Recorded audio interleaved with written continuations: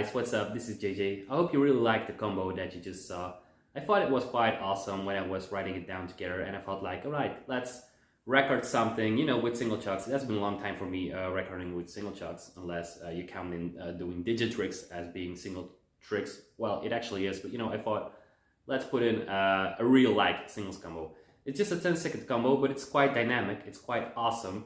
And I just wanted to post it, but then I felt like maybe I have to explain why I think it's so awesome. So here are what I think 5 steps or 5 elements why this is an awesome combo. So here I do a basic aerial, then I do a 360 spin, I go into 2 chaland aerials or continuous aerials as we call them, then I go for a Ken Hill boss throw, then I really facilitate myself for an under the leg aerial where I keep my 2 feet on the ground, I do a horizontal aerial, a 360 spin, I do a finger thumb roll from air, then I pass to my other hand in the positive grip, I do a 0 gravity thumb roll, I pass again behind my back while I do another 360 spin, and then I end the trick. So well, the tricks are one thing, these aren't the hardest tricks, but they're good, they're fine, and they're fast executed. Now that brings me to the second step, why this is an awesome combo, and that is the fast or the speedy execution. Now, as you can see here in the combo, when you go execute a trick, or let's say the difficulty of executing a trick very fast, that's actually training.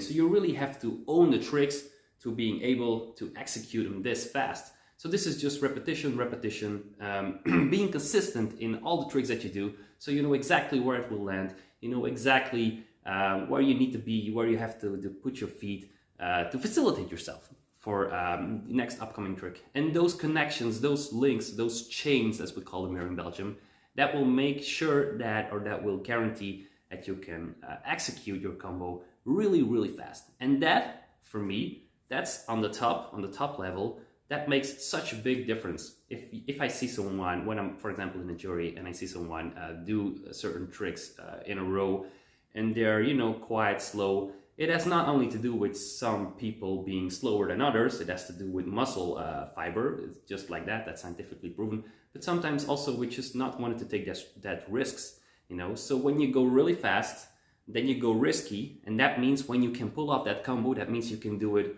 like almost 100% success ratio when you would do it slow. So that means to me that you are able to do it fast and that you can take these risks.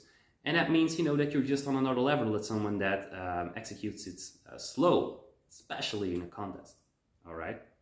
Okay. So yeah, I'm watching here on my phone as well together with you. So then we go to the body spins. So it is a 10-second video. And as you can see here, 1, 2, 3, and there is number 4. You see, 4 body spins in 10 seconds.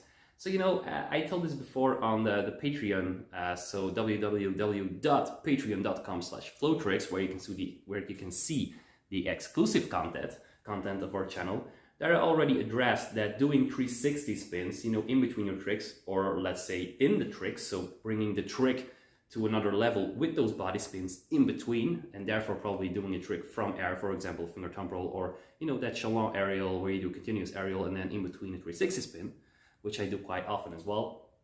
That of course brings your trick to another level, not only on the trick base or on trick level, but also on the level of being more dynamic. So while you try to be fluent, you try to be fast, speedy execution, when bringing this in, you're just constantly everywhere. I think Ken Hill calls this for for a decade now, being that hyper level thing, right? So you go fast, but you also go fluent. Your body is constantly in movement, so it's everything but boring. It's always attractive, entertaining, and appealing to see. So that was number 3. So with the tricks, speedy execution, and the body spins. And then an important one, which you will see here very well, I think, is the footwork. So you watch again in slow motion. So see how I already put my feet there. Not only the step up, but then also before the body spin, I also swing in my foot. Here again, I lift up my leg.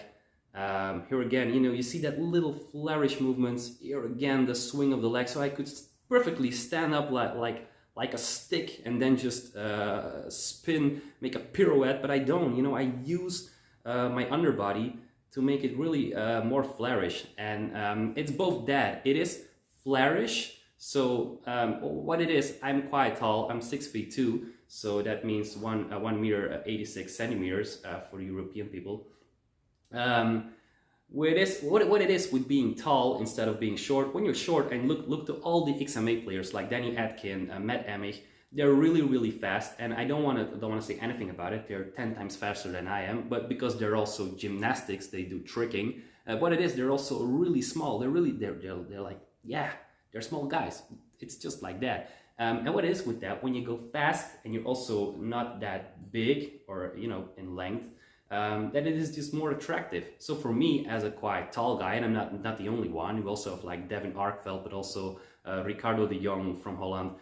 When you're a little bit taller, or tall, let's say, the movements do not look always so smooth.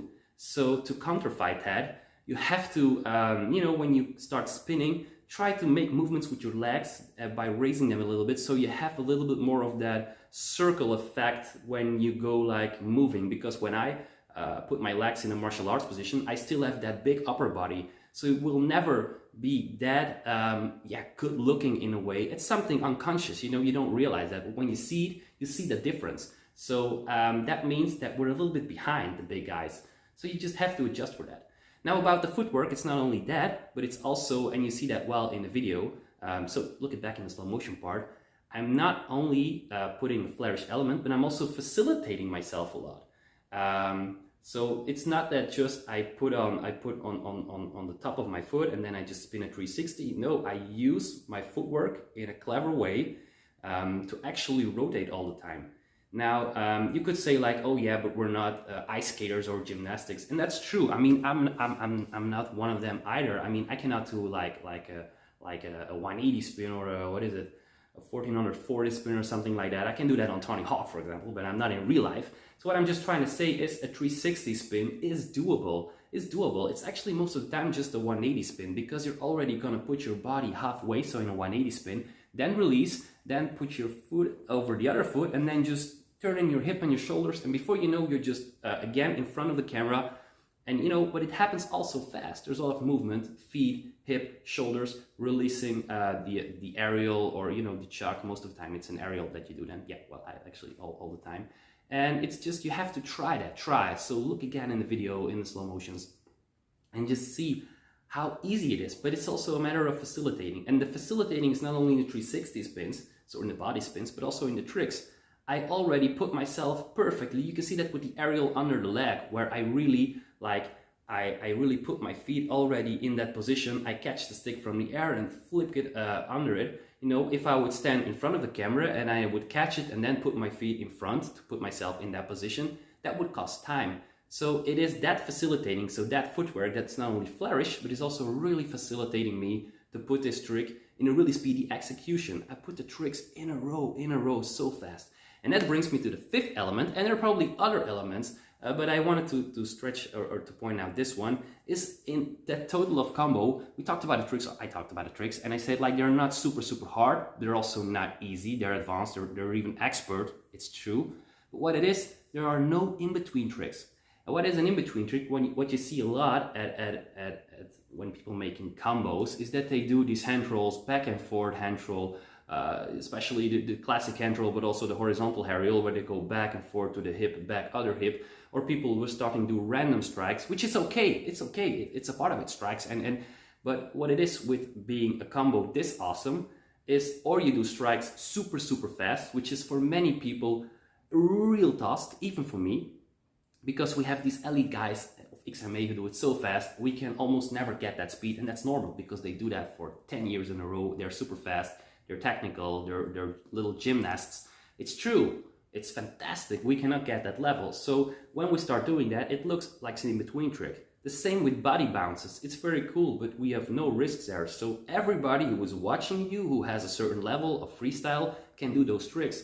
So if you want to have a really awesome combo, compact, explosive, you gotta leave them out. And that's why I only have 10 seconds here, but you see so much. 4 body spins. What is it? 6 tricks, tricks from air. You see me do a lot of stuff in only 10 seconds because I cut out the, I wouldn't say BS, because it's just my opinion, it's my perspective, But you know, to become like a tournament player, a tournament winner, and you can ask all the GCT players, for example, if you can cut out all the in-between tricks, that's the way to stand in the final of any tournament, World Cup, you know, or like get a medal at the World Cup, being in the final of other tournaments.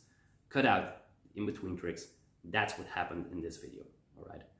Last thing I want to show you is, you know, is some vestimentary problem. I wanted to show the combo another time, but as you can see here, with the last trick, I was really at the end. I do this zero gravity thumb roll, and then the chuck flicks into my shirt because there was a lot of wind, because of the movement. And then, you know, bye-bye combo. You know, I couldn't nail it till the end, so that was a little bit of a pity. But I had it one good time when I went recording, and it's good. So I could use that, and I could show you, the 5 elements why I think it's an awesome combo. That being said, this combo, the tricks and all, it might be just a little bit too high in level for you, and that's okay. That's normal. You know, I just wanted to point out my part of the deal here. What I will do is, you know, at the Patreon of Ken Hill's Patreon, so www.patreon.com/flowtricks, I will next week or the week after step in on this combo and show you the tricks a little bit less difficult. So, you know, so you can try to, with all those elements, try to create that same vibe, you know, try to react it, you know, but then with easier tricks, okay? I promise you that. Good. Thanks for watching. Goodbye.